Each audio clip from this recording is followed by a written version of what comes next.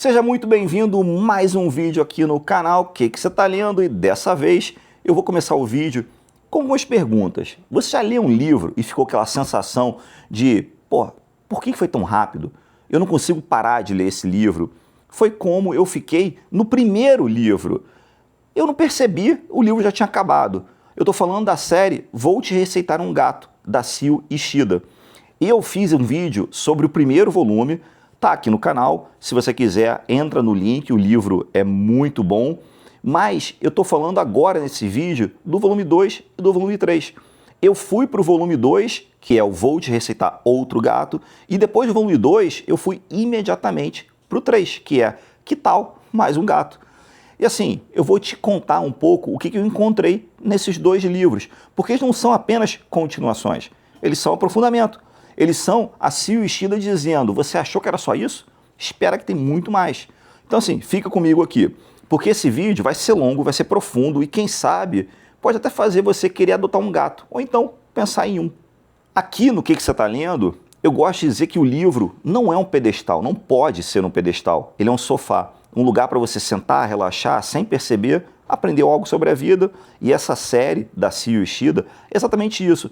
É um sofá mais confortável que você pode escolher para uma tarde de sábado. Só que esse sofá também te provoca, te faz pensar, te faz olhar para dentro de um jeito que você não esperava. Quando o primeiro volume chegou aqui no Brasil, pela editora Intrínseca, foi em 2024. Ele virou um fenômeno.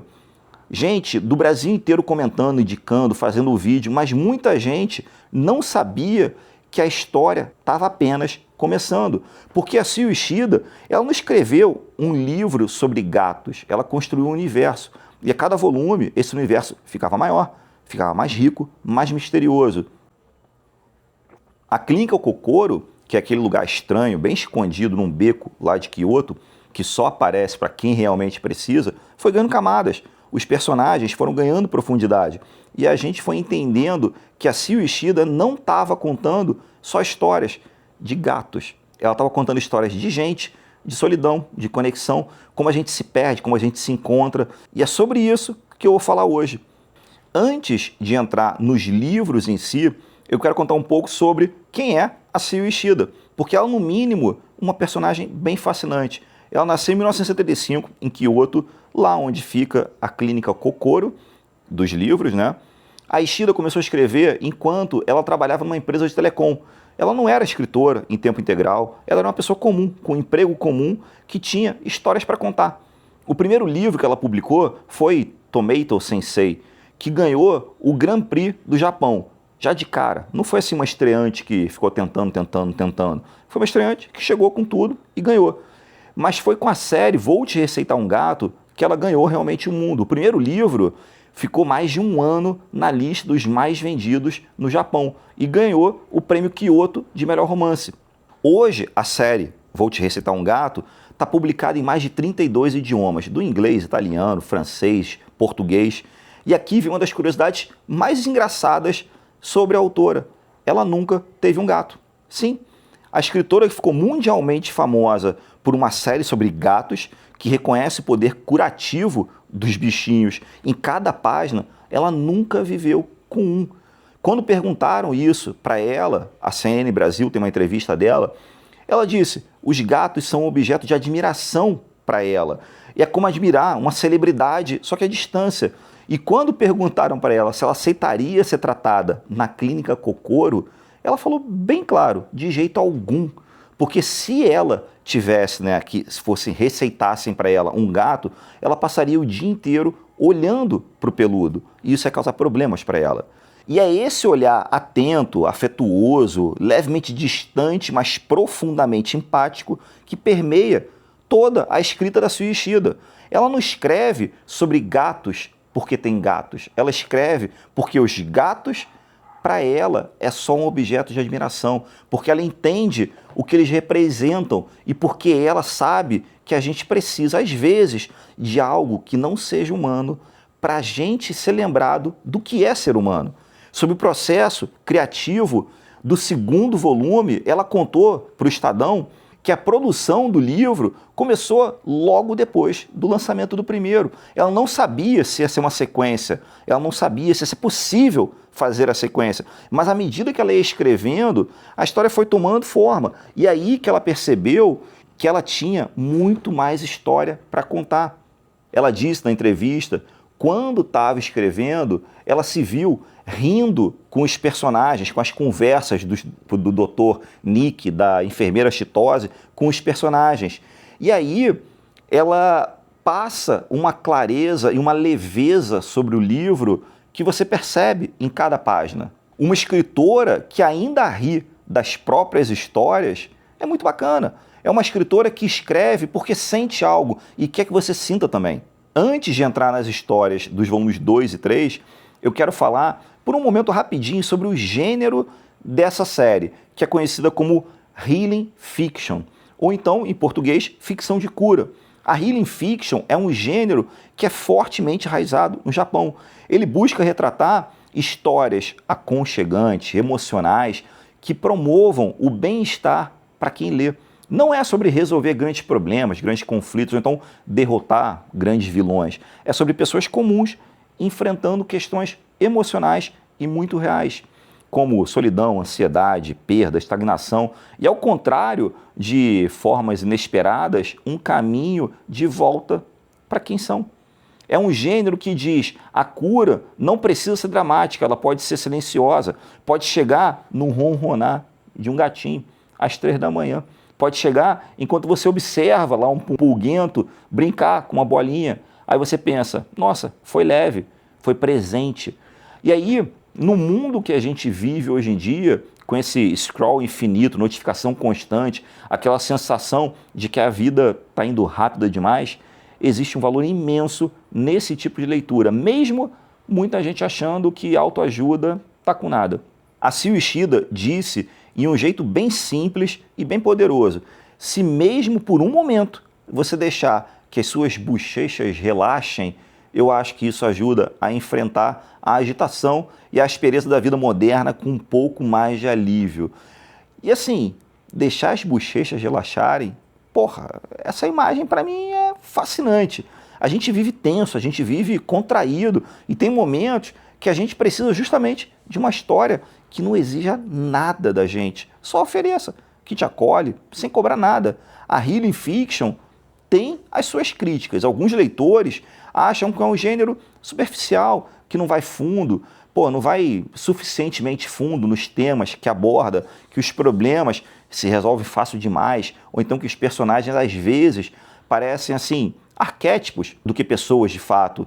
E essas críticas têm seu mérito, mas a minha leitura é completamente diferente. Eu acho que o Healing Fiction não pretende ser uma coisa profunda.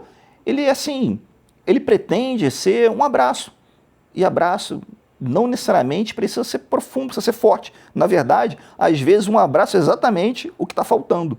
A evolução em relação ao primeiro volume, se o primeiro volume da série era uma apresentação da clínica Kokoro, do Dr. Nick, da enfermeira Chitose, o segundo volume é aprofundamento. Logo de cara, você percebe que alguma coisa está diferente. No primeiro livro, cada capítulo era relativamente independente, os personagens eram diferentes, as histórias eram diferentes, os gatinhos eram diferentes, a conexão entre eles era basicamente, temática, não era narrativa. No segundo volume, isso muda completamente. Os personagens, diferentes dos capítulos, eles têm conexões entre si. O universo da clínica Kokoro começa a ganhar mais camada. E os próprios funcionários, o Dr. Nick e a Chitose, passam a ocupar um espaço muito maior na narrativa. A gente começa a perceber que eles também têm as histórias, eles também têm mistérios e ainda tem mais uma mudança sutil, mas é bem significativa. No primeiro livro, todos os pacientes chegam à clínica de uma forma tanto quanto acidental. Ouviram falar de um conhecido, de um parente, de um amigo. É como se a clínica ela se revelasse por rumor, assim, por boca a boca.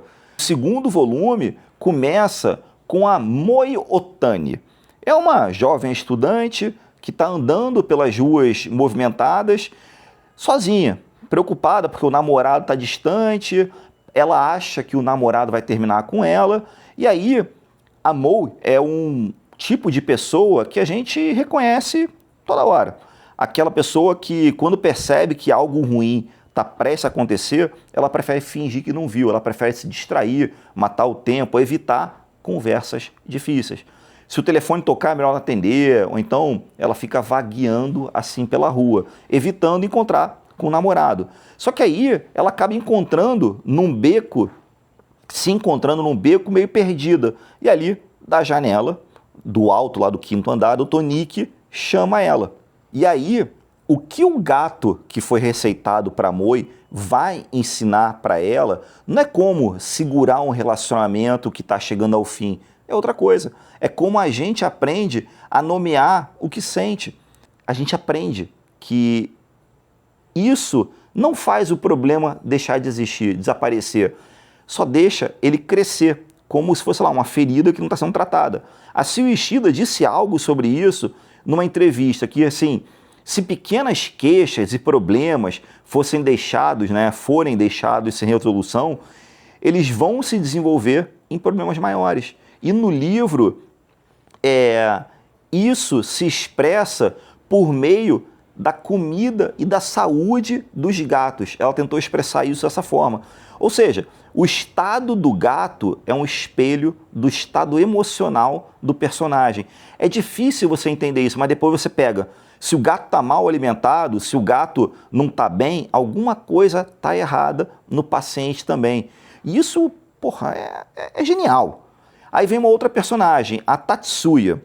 Ela tem um luto que não está conseguindo, ele está num luto que não está conseguindo lidar bem. Ele é um senhor de mais de, 70 anos, que perdeu a esposa e que se vê cada vez mais recluso, não sai para nada, cada vez mais sozinho no apartamento que ele dividia com a filha, com o neto, uma coisa assim. E aí, ele é um dos personagens mais tocantes do 2º volume, pelo menos para mim. O problema dele era que a solidão não era uma solidão gritada, era uma solidão silenciosa. É aquela solidão de quem ainda acorda toda manhã esperando ouvir uma voz que não está mais lá. É a solidão de, quem deixou de ter motivos para cozinhar uma refeição completa, ou então porque, conversar com alguém, se quem ele queria conversar era uma pessoa que não está mais lá. E aí, a gata que é receitada para ele não substitui a esposa. É claro, não cura o luto, mas faz algo que talvez seja mais importante ainda.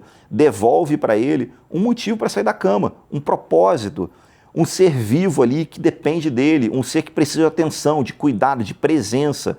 E é nesse encontro que ele e a gata, para mim, se tornam um dos personagens, um dos temas centrais do volume. Porque trata da solidão, que é um tema central do livro, ali, praticamente. A solidão não é curada pela ausência de silêncio, mas pela presença de conexões, da conexão. Mesmo que essa conexão venha de uma criaturazinha peluda, que não fala, que não entende as suas palavras, mas que sente e que fica ali com você. E aí vem um outro personagem, Reona, ou Riona. A própria autora disse que essa personagem é a mais próxima dela. A Riona aparece no 3º capítulo, é uma pessoa que pode parecer assim, relaxada por fora, mas que na realidade ela carrega uma tensão bem forte dentro que ela não consegue expressar. Ela representa um tema que a Sil Ishida identifica como central para todos os capítulos do livro, que é a dificuldade de lidar com relacionamentos, com pessoas, com expectativas, com a distância entre o que a gente sente e o que a gente consegue dizer. E essa dificuldade de se relacionar que aparece em Moi tentando evitar uma conversa, ou então com o Tatsui se fechando para o mundo, aparece em Riona, dando a entender uma coisa e sendo outra. É algo bem assim, bem humano. A gente vive tentando se comunicar e falhando com isso, tentando se conectar e encontrando o que pareja na nossa frente, tentando ser entendido e não encontrando palavra para tentar ser entendido. E os gatos, nesse contexto, funcionam como intermediários. Eles não te julgam pelo que você disse errado. Eles não guardam rancor, eles simplesmente ficam ali. E essa presença, sem julgamento, cria um espaço seguro para que o paciente comece a se abrir, não para o gato, mas para si mesmo. E aí os mistérios, né, da clínica Kokoro começam a se aprofundar. Uma das coisas que mais me prendeu no segundo volume foi a expansão do mistério em torno da própria clínica e também dos funcionários, né? Vai se descobrir que eram 3 funcionárias. No primeiro livro, o Dr. Nick e a Chitose eram estranhos, mas, cara, é deliciosa a forma como eles são estranhos. Mas eles são periféricos. Eles estavam lá para receitar gato e sair. No segundo, a gente começa a perceber que eles também têm uma história e que essa história pode estar conectada de alguma forma que a gente ainda não compreende completamente ao luto desses pacientes. Tem ainda uma referência sutil, mas é bem importante. Ao longo do segundo livro, os personagens percebem que os outros pacientes da clínica às vezes se conhecem, às vezes têm conexões que parecem improváveis demais para serem coincidências. É como se a clínica Kokoro fosse um ponto de convergência de histórias que precisam se encontrar. E é uma pergunta que começa assim a pairar sobre o segundo volume inteiro, assim como uma névoa. Quem é esse misterioso Dr. Nick e a enfermeira, ou a recepcionista Chitose? Eles parecem que eles estão esperando 2 pacientes muito importantes ao longo do tempo inteiro. Essa pergunta vai te levar para o volume 3. E você começa a fazer ela no final do 2. Então, assim, você termina querendo começar. Eu te aviso, você vai querer estar com esse livro na mão quando terminar o volume 2. Aí, no volume 3, o universo se expande. As respostas chegam no terceiro volume. Que tal mais um gato faz com que a gente tenha contato com tudo que vai se descobrir no livro. É um passo bem importante para a história. Não é apenas para a narrativa, mas para os leitores que acompanharam a série desde o início. Porque é no terceiro volume que os mistérios começam a ser revelados. A sinopse do livro apresenta 4 novos personagens em Kyoto. Fuko, que tem uma apresentação importante, mas não sabe controlar ali o nervosismo, a ansiedade. Kotaro, ou Kotaro, não sei como que é um pai de primeira viagem, que ele se sente cada vez mais angustiado por não estar conseguindo dar conta de tudo em casa, no trabalho. Ori, que é uma artista bem talentosa, mas a carreira não está indo muito bem, quanto ela gostaria, né? E Ao, que é uma mulher bem reservada, que carrega ali anos de culpa por um trágico acidente que te deixa angustiado boa parte do livro. Esses 4 personagens são 4 formas diferentes que estão perdidos ali. São 4 caminhos que chegaram de forma separadas na clínica Kokoro. Mas ao mesmo tempo em que essas histórias individuais se desenvolvem, algo muito maior acontece. Os rumores sobre a clínica acabam se espalhando, mais e mais pessoas chegam, mais curiosos, e com isso, mais perguntas vão surgindo. Qual a origem desse lugar? Como que funciona a terapia que é incomum? Por que certas pessoas conseguem encontrar e outras não? E aí a gente chega ao personagem Fuko, que é aquela personagem com quem a gente bate o olho e pensa, essa daí sou eu. Ela tem uma apresentação muito importante para fazer, que é o tipo de coisa que pode mudar o rumo da carreira dela. Mas o nervosismo deixa ela paralisada. Não é uma trava normal, daquele eu estou ansioso. É algo um pouco mais profundo. É o medo de não ser boa o suficiente. É o medo de decepcionar. E o que um gato pode fazer pela Fuko? Ele não ensaia a apresentação com ela, ele não treina ela, mas ele cria a rotina, uma âncora, um momento em que ela precisa estar presente para algo além dos próprios pensamentos dela. E essa presença, essa obrigação carinhosa de cuidar, começa a reorganizar a cabeça dela de um jeito que ela não estava esperando, mas ela estava precisando. E tem algo bem interessante nessa ideia. Às vezes, a melhor coisa para quem está preso na própria cabeça é ter um motivo para sair dela. Não assim de uma maneira forçada, não racionalmente, mas organicamente.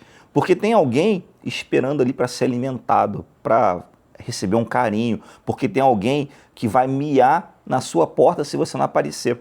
E aí a gente vai para o personagem Kotaro, ou Kotaro, que é o pai de Primeira Viagem. Ele é um dos personagens mais relevantes para o momento em que a gente vive. Porque quantas pessoas a gente conhece que não está nessa situação? É aquela pessoa que acha que precisa ser perfeito em tudo e ao mesmo tempo no trabalho, em casa, como pai, como marido, e que acaba se fragmentando por dentro porque essa conta nunca fecha. E a cultura japonesa é especialmente dura com isso. A cultura do trabalho japonesa tem um peso enorme sobre os homens. A pressão para performar, para não mostrar fraqueza, para dar conta é imensa. E esse Kotaro está sendo sufocado nessa expectativa. E o gato receitado para ele não resolve nenhum dos problemas dele prático. O trabalho continua, as tarefas de casa continuam, mas o gato faz Kotaro parar. Pelo menos por alguns momentos no dia, parar, desacelerar. E o mais interessante, que no caso do Kotaro, não tem um gato. O Dr. Nick trabalha com ele se passando por um gato. Faz ele fingir ser um gato, imitar um gato no consultório, como se fosse uma sessão de terapia. Aí a gente chega na história da Ori, que é aquela artista talentosa, mas que a carreira não está indo como ela queria. Tem um tipo bem específico de dor no fracasso criativo, que é diferente de outros tipos de fracasso, porque ele toca diretamente em quem você é, não apenas no que você faz. Quando um artista falha, não é só um projeto que falhou, é como se a própria identidade dele estivesse sendo questionada, como se a pergunta será que eu sou bom o suficiente fosse mais real. Acaba sendo aquela pergunta, será que eu sou quem eu penso que eu sou? E o que um gato pode ajudar a Ori de forma realista e acaba sendo de forma magistral? Eles são quem eles são, sem se desculpar. Um gato não se preocupa se está sendo um bom gato, ele simplesmente existe com uma plenitude que a maioria dos humanos perdeu num tempo muito lá atrás. E essa, inteireza, essa presença sem ansiedade, acaba contagiando. Pelo menos é o que a Seo Ishida propõe. Aí a gente tem a Ao, que é uma outra personagem, talvez a personagem mais sombria desse terceiro volume. Ela carrega anos uma culpa por um acidente trágico. E existe algo muito particular sobre a culpa que não passa. Ela não some com o tempo, ela se transforma, ela se enraiza. Às vezes, vira parte da nossa própria identidade, como se a culpa, como se a gente achasse que merecer o sofrimento é a única forma de honrar aquilo que aconteceu. A história de Ao tocou bastante por isso, porque eu acho que muita gente conhece essa sensação, não necessariamente por um acidente, mas por algo que ficou guardado dentro da gente, algo que a gente guarda e não sabe muito bem como soltar. E o gato que chega para ela não resolve esse acidente, não apaga o passado, mas cria um presente onde ela precisa estar, onde ela tem responsabilidade com algo vivo. E essa responsabilidade, essa presença no agora, é o que começa a abrir brechas na armadura da culpa dela. Aí, a revelação que você está esperando, então, o resultado de tudo, acontece muito no finalzinho. Então, assim, no terceiro volume, acontece o que os dois primeiros volumes prepararam. A visita tão esperada chega. O misterioso paciente que o Dr. Nick e a Chitose esperavam, finalmente aparece. E com ele, ou com ela, os mistérios começam a ser revelados.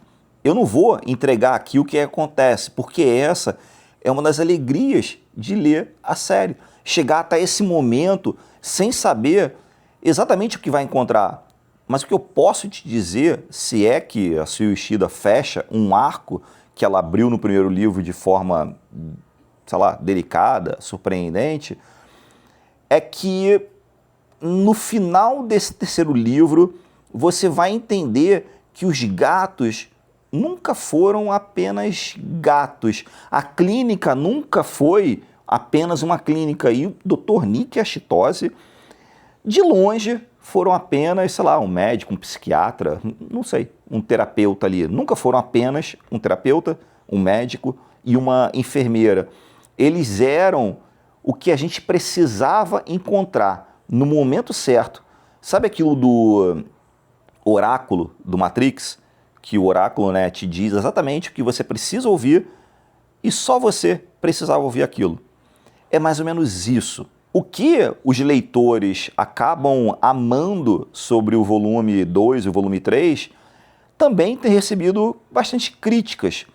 A grande maioria das avaliações na Amazon e nas redes sociais tem algo bem parecido. A série fica melhor a cada volume. Os leitores que chegam no segundo e no terceiro volume já vão com expectativas bem altas e acabam saindo mais satisfeitos. Alguns destacam exatamente o que eu mencionei, a evolução da narrativa, o fato de que o universo da Clínica Kokoro se expande, o fato de que as conexões entre os personagens ficam mais ricas e o fato da Seo Ishida não se repetiu, ela se aprofundou. E aí, muita gente fala que os livros são maravilhosos, são engraçados, são comoventes, é um toque de realidade nos nossos próprios sentimentos. Assim, o livro provoca, mas de uma forma leve, o olhar que a gente tem sobre a gente mesmo. Só que, assim, outras pessoas dizem, né, falam que a leitura entra fácil, mas sai difícil, no sentido de que você termina o livro, mas ele fica com você. Isso é fato. Esse livro fica com você depois. Pelo menos ele faz parte de mim agora. E tem algo muito bonito nos relatos das pessoas que nunca tiveram gatos e que depois de ler a série começam a pensar diferente sobre os animais. A Seo Ishida não converte ninguém, mas ela abre uma porta que talvez tivesse fechada por preconceito ou por distância. E eu quero ser bem honesto, porque aqui no Que Você Está Lendo, eu não faço jabá. Tem críticas legítimas sobre a série. A mais comum é sobre a estrutura.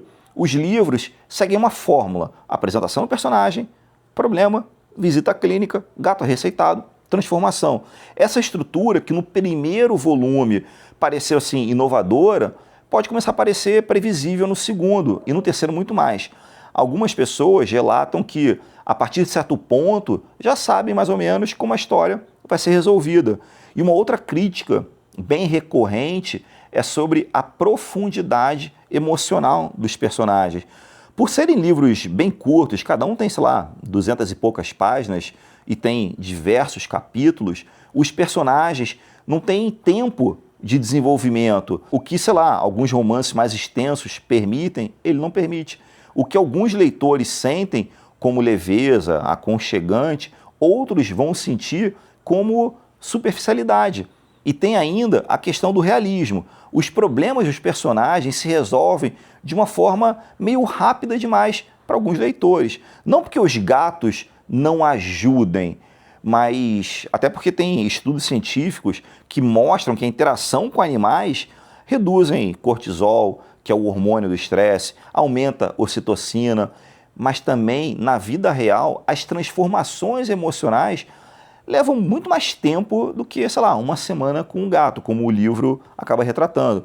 Mas assim, Healing Fiction não pretende ser realista, ela pretende ser curativa. E nesse objetivo, a série da Seo Ishida, no meu ponto de vista, cumpre com excelência. O que a crítica especializada diz é que a série ganhou atenção assim, de jornais do mundo inteiro. New York Times falou, por exemplo, do fenômeno da Healing Fiction japonesa, da forma como a Seo Ishida captura algo, sei lá, universal, a necessidade humana de conexão.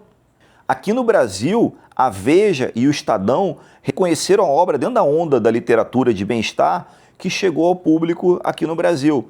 foi um reflexo de um momento em que as pessoas buscam não apenas entretenimento, mas também algum tipo de conforto emocional. E eu acho que esse contexto importa. A gente vive num tempo de ansiedade generalizada, de solidão, mesmo com tanta conexão, de urgência, e a gente não para nada. Esses livros, como o da série, trazem para a gente uma resposta que a gente precisava com urgência. Trazem um lugar para a gente respirar, um beco escuro, onde, se você tiver sorte, ou então a necessidade, você vai encontrar uma janela lá aberta, uma porta que você pode abrir ali e encontrar com o Dr. Nick. Então, eu vou chegar ao fim de mais um começo de conversa aqui no Que Você Tá Lendo. Eu quero terminar esse vídeo com uma pergunta não sobre os livros, mas sobre você. Quando foi a última vez que você fez algo ou alguém fez algo que te trouxe completamente para o presente? Não para o futuro, que você está tentando construir, mas nem também para o passado que você ainda está processando. Estou falando presente, para agora. Porque a Sio Ishida usa os gatos como metáfora para isso. Porque gatos não entendem de ontem e não se preocupam com amanhã. Eles estão aqui agora, querendo atenção, querendo comida, querendo calor humano. Que nem a minha unha ali, a minha pequenininha Maria ali, o Pierre, que estava miando aqui do lado. Eles simplesmente querem que você fique quieto do lado deles.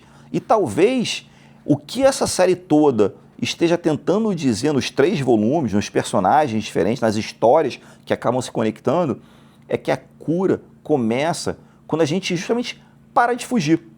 Quando a gente, como a Moe, que decide atender o telefone e enfrentar o que está do outro lado, ou então quando a gente, como o Tatsuya, decide que ainda vale a pena, tem motivo para sair da cama, ou então quando a gente, como a Ao, percebe que carregar a culpa para sempre não vai honrar ninguém.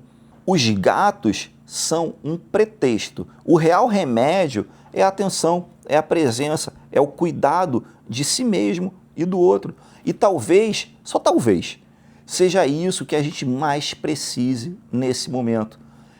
Para mim, aqui do Que Você Tá Lendo, esses 3 livros são mais do que healing fiction. Eles são, sei lá, um lembrete de que a vida é feita de conexões e que a gente nem sempre consegue ver. Que a ajuda pode chegar de onde a gente menos espera. Que tem dias em que o que você mais precisa é de algo que não te cobre nada, que não te julgue nada, não te julgue de nada e que simplesmente fique do seu lado ali ronronando. Se você ainda não leu a série, começa pelo volume 1, 2 e 3. Tem uma ordem nisso aí. E quando você chegar ao final do 3º volume e entender tudo que a Sio Ishida estava construindo desde o início, você vai querer voltar aqui para me contar. E eu vou querer ouvir. Se você já leu, conta aqui nos comentários o que mais te tocou, qual personagem que você mais se identificou. E me conta também, já teve algum bicho, seja um gato, um cachorro, não importa, que fez você mudar quem você é? Porque cada um dos meus, sei lá, 14 que já passaram por mim, fez com que eu mudasse um pouquinho. Por fim, deixa aqui o like se você gostou desse vídeo, se inscreve no canal se você ainda não está inscrito, ativa o sininho para não perder os próximos começos de conversa, porque a leitura não termina no livro, ela começa no livro. Até o próximo vídeo.